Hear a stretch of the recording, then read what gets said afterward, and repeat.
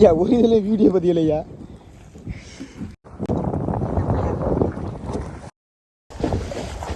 புரியும்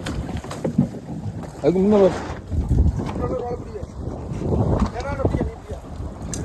கால் கோயும் ஆம்பளே மீன் தான் மக்க தூண்ட சிம்ம இடத்துல தூக்கி உப்பு விசையில் வச்சு கொழுவில் கொள்ளு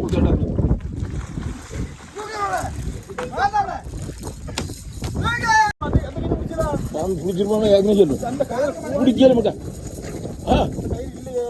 ஏ மக்கா இப்போ பாய்ப்பில்ல ஒரு போல இந்த மீன் தான் கோயில் விட்டுருச்சேன் ஒரு பாய பிடிச்சி போயிட்டு வந்துருக்கோம் பாயில் ஒரு ஆள் போமுக்கா